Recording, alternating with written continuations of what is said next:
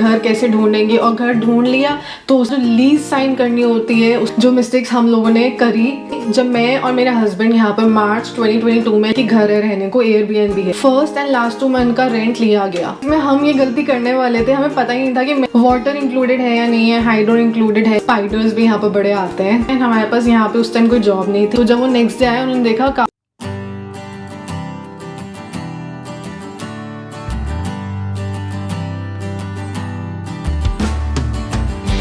Hi guys, welcome back to my channel Sang Stories. I hope you all are doing good.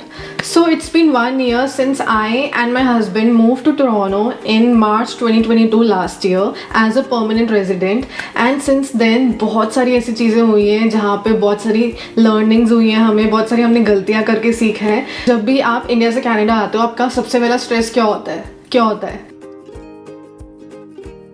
यही ना कि यार कहाँ जाके रहेंगे, घर कौन सा लेंगे, घर कैसे ढूंढेंगे, और घर ढूंढ लिया तो उसके बाद जो लीज साइन करनी होती है उसमें पता नहीं क्या क्या लिखा होगा कि बैक इन इंडिया या back in your home country you know everything about it, या फिर अगर आपको नहीं भी पता होती so you have people around you जिसके ऊपर आप डिपेंड हो सकते हो, रिलाई कर सकते हो, जो आपको हेल्प कर सकते हैं, गाइड कर सकते हैं।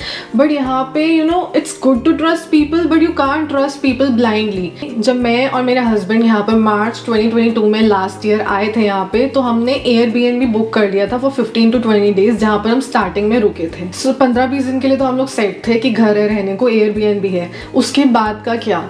उसके बाद हम यहाँ आए, एयरबीएनबी में रुके and side by side we started looking for a rented apartment. हम लोगों ने बेसमेंट्स भी चेकआउट करे। हम लोग ब्रैम्पटन गए थे, मिसिसागा गए थे, हमने 2 बेसमेंट्स भी चेक करे थे, but basements I don't know बहुत डिप्रेसिंग और बहुत शीडी से मिल रहे थे हमें और अच्छे नहीं लग रहे थे। And finally after checking out I think 8 to 10 condos, हमने ये कॉन्डो फाइनलाइज करा जहाँ पर हम करंटली रह रहे हैं। सो जब हमने ये कॉन्डो फाइनलाइज कर लिया उसके बाद एक बड़ी सी लीज हमें सेंड कर दी गई थी 2-3 पेजेस की, which we had to sign. So today I thought I will be talking about the important things that you need to know as a tenant when you are signing a lease in Canada. So I will be sharing those mistakes also with you all, जो mistakes हम लोगों ने करी when we were signing a lease here in Toronto. So सबसे पहले तो जो आपको लीज सेंड करी जाती है थ्रू द रियलिटर या ओनर, ठीक है, वो लीज को आप अच्छे से थरली पढ़ लो। सबसे पहले you can check the length of the lease, आप कब स्टे करने आओगे उस घर में और आप कब तक स्टे करने वाले हो। आप 6 महीने के लिए स्टे करने वाले हो, 1 साल के लिए करने वाले हो, कौन से मंथ से कौन से मंथ तक रुकने वाले हो, कौन से ईयर से कौन से ईयर तक रुकने वाले हो। सेकंड है rent amount, you need to check the rent amount कि वो प्रॉपर्ली जो आपने डिस्कस करा वर्बली वही लिखा गया है या नहीं लिखा गया। थर्ड है security deposit. As a tenant एक कॉन्डो या घर आप बुक करने जाते हो तो उसके बाद आपको एक सिक्योरिटी डिपॉजिट भी देना होता है। सो इन आवर केस हमसे हमारे रियलिटर ने फर्स्ट एंड लास्ट मंथ का रेंट एडवांस में लिया था। So that was our security deposit. यहाँ पे कोई एक्स्ट्रा सिक्योरिटी डिपॉजिट नहीं लिया गया था हमसे कि जैसे कुछ अमाउंट एक्स्ट्रा हमने दिया और वो बाद में हमें जब हम घर छोड़ेंगे तब हमें वापस मिलेगा, ऐसा कुछ नहीं था। यहाँ पर generally first and last month का आपसे रेंट एडवांस में लिया जाता है। तो बेसिकली आपको रहने से पहले 2 महीने का रेंट एडवांस में देना होता है। कई केसेस में होता है कि फर्स्ट एंड लास्ट 2 मंथ्स का भी लिया जाता है, कई केसेस में फर्स्ट एंड लास्ट 3 मंथ्स का लिया जाता है। जैसे वन ऑफ आवर फ्रेंड जिसने बेसमेंट बुक करा था इन ब्रैम्पटन, तो उनसे फर्स्ट एंड लास्ट 2 मंथ का रेंट लिया गया। यू कैन नेगोशिएट ऑल्सो, क्योंकि हमारे टाइम में आई रिमेम्बर हमारे रियलिटर ने हमसे फर्स्ट एंड लास्ट 2 मंथ के रेंट मांगा था as a security deposit, but we were not ready to pay and हमने नेगोशिएट करा and then we said we'll pay first and last month का only. Don't shy away from negotiating. आपको अगर लग रहा है कुछ ज़्यादा है तो आप डेफिनेटली नेगोशिएट कर सकते हो। नेक्स्ट चीज़ जो आपको देखनी चाहिए लीज में, दैट इज पेट पॉलिसीज क्या है उस बिल्डिंग की। पेट्स अलाउड है या नहीं अलाउड है, घर में आप अपने पेट्स रख सकते हो नहीं रख सकते हो, या इन केस आपके पास खुद के पास पेट्स नहीं है but tomorrow there is a possibility आपके साथ कोई रहने आया आपके घर में, आपके friends family somebody is coming to your place जिनके पास पेट है, तो क्या वो पेट आप वहाँ पर उस कॉन्डो में उस बिल्डिंग में अलाउड है या नहीं है। Next very important thing that you need to keep in mind, जो हमसे भी गलती हो गई थी but thankfully our friend came to our rescue और उसने हमें बताया कि ऐसा करना है। नेक्स्ट जिस पॉइंट के बारे में बात करी वो ये है कि जो मेंटेनेंस है ऑफ द प्रॉपर्टी वो कौन मैनेज करने वाला है, who will be paying for that expense. Realtor pay करेगा, ओनर पे करेगा, या यू विल बी पेइंग। ठीक है। सो इसकी क्लैरिटी होना बहुत ज़रूरी है। इसमें हम ये गलती करने वाले थे, हमें पता ही नहीं था कि मेंटेनेंस का भी ऐसा कुछ होता है यार। लीज साइन नहीं करी थी हमने, और उससे पहले एक फ्रेंड से बात होगी जो यहाँ पे 2-3 साल से रह रहे हैं ऑलरेडी। सो उन्होंने हमें बताया कि मेंटेनेंस कौन हैंडल करने वाला है। तो हमने ये वाला जो कॉन्डो लिया है, हमने ओनर के थ्रू नहीं लिया, हमने एक रियलिटर के थ्रू लिए है। तो हमने उनसे पूछा, डिस्कस करा, and he said that first he wanted us to look after the maintenance, but then we try to negotiate and we told him कि नहीं, lot of our friends are living in condos and maintenance जो होती है वो रियलिटर के under ही आती है। ही agreed to it, and उन्होंने कहा कि कुछ भी मेंटेनेंस इशू आता है जिसमें हमारी गलती नहीं होती, फॉर एग्जाम्पल अगर वॉशिंग मशीन चलते चलते बंद हो जाए without any reason, so he will check that out and he will take care of it. लेकिन इन केस हमारी गलती की वजह से वॉशिंग मशीन में कुछ इशू आ गया, जैसे फॉर एग्जांपल हमने वॉशिंग मशीन में कपड़े डाल दिए विथ कॉइन्स इन इट, और वॉशिंग मशीन में वो कॉइन फंस गए और बंद हो गई वो, then it is our mistake and then we'll have to pay for that expense. लेकिन अगर नॉर्मली कोई मशीन चलते चलते बंद हो गई without our mistake, then the realtor will take care of the whole expense. But मैंने एक और कॉन्डो देखा था जो हम डायरेक्टली ओनर के साथ डील कर रहे थे। हमने उनसे पूछा मेंटेनेंस कौन देखने वाला है, तो उन्होंने तो साफ बोल दिया था कि you are responsible for the maintenance. Once I give you this house, whatever happens to the machinery when you are living over here, तो वो आपकी हेडेक है। I won't be interfering in that, I won't be paying any expense. So next point जो आपको lease में लिखा हुआ check करना है, आपका रेंट कितना बढ़ेगा आफ्टर अ ईयर, क्योंकि जनरली यहाँ पे टोरंटो में 1 to 1.5% रेंट इंक्रीज करा जाता है after a year. So next point जो लीज में लिखा होना चाहिए वो ये है, आपके रेंट अमाउंट में क्या क्या इंक्लूडेड है और क्या क्या इंक्लूडेड नहीं है। वाटर इंक्लूडेड है या नहीं है, हाइड्रो इंक्लूडेड है या नहीं है, वाईफाई इंक्लूडेड है या नहीं है, ये आपको चेक करना चाहिए। हमारे केस में water is included in the rent amount that we pay, hydro is not included. Hydro का मतलब है AC and heat. So AC and heat का जो भी बिल आता है वो हमें पे करना है अलग से। वाईफाई भी हमारा इंक्लूडेड नहीं है, हमने खुद से लगाया था।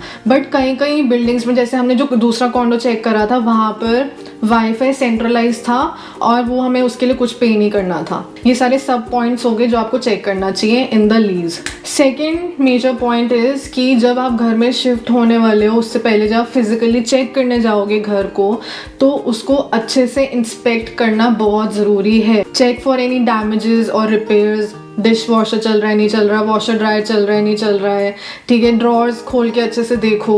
देन फ्लोरिंग्स चेक करो, क्योंकि जनरली यहाँ पे वुडन फ्लोरिंग्स होती है तो उसमें ब्रेकेजेस हो सकते हैं। तो अगर आपको कुछ चेंज करवाना है तो आप उसी टाइम वो बात कर सकते हो अपने रियलिटर या ओनर के साथ। तो you can click a picture, click a video, और आप अपने रियलिटर या ओनर को ईमेल कर सकते हो और डिस्कस कर सकते हो कि ये टूटा फूटा है and you want it to be repaired before you shift. So for example, जब हम यहाँ पे शिफ्ट होने वाले थे कॉन्डो में, तो हमारा जो बेडरूम का फ्लोरिंग था वो पूरा कारपेटेड था एंड इट वाज, मतलब वो बहुत डर्टी सा लग रहा था। दो उन्होंने बोला कि वो उसको शैम्पू और सब कुछ क्लीन करा देंगे, वैक्यूम शैम्पू करा देंगे, but we wanted a wooden flooring. तो ही एग्रीड टू इट और हमें वो चेंज करके जब हम आए, नई वुडन फ्लोरिंग मिली थी लगी हुई। Secondly, we also got pest control done before we shifted. ये बहुत ज़रूरी इसलिए क्योंकि यहाँ पे कनाडा में बग्स एंड ऑल का बहुत प्रॉब्लम होता है। सो यू डोंट वांट कि आप शिफ्ट करो नए घर में अपने और वहाँ पे बग्स वगैरह की प्रॉब्लम हो। Then it will be on you to get a pest control done, या जैसे भी हटाओगे। और बग्स का प्रॉब्लम एक बार स्टार्ट हो जाए घर में, बड़ा इशू होता है यार। हर फर्नीचर, हर कपड़े में आ जाते हैं and you don't know how to handle it. और स्पाइडर्स भी यहाँ पर बड़े आते हैं। तो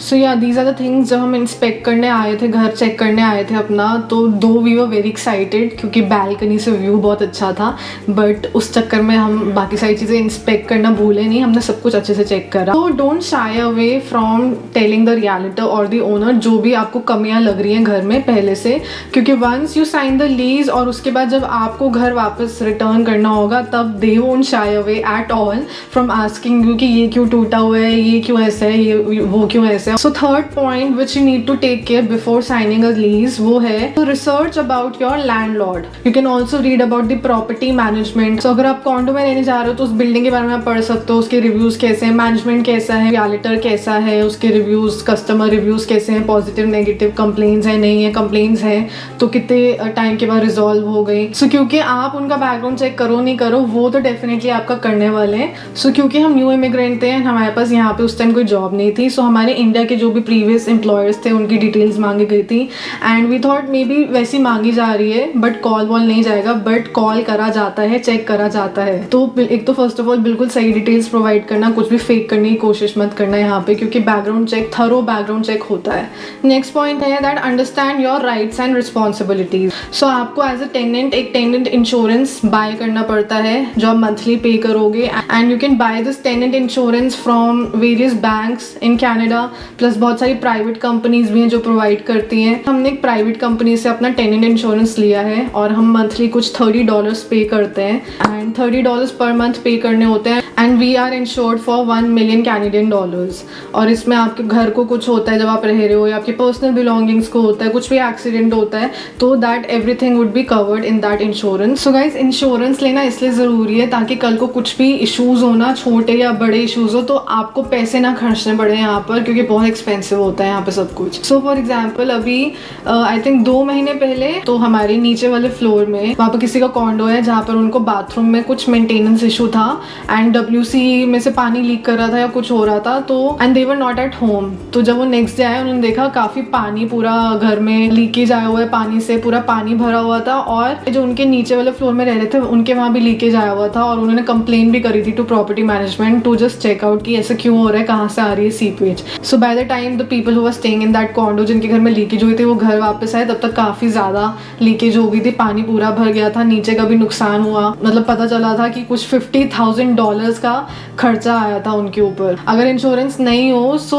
$50,000 is too much. As a tenant insurance जरूर लो so that you are at a safer place. So the last point is that take everything in written. आपकी जो भी डिस्कशंस होती हैं अपने लैंडलॉर्ड के साथ उसको डॉक्यूमेंट कराओ, उससे वर्बली बात करके ख़त्म मत कर दो।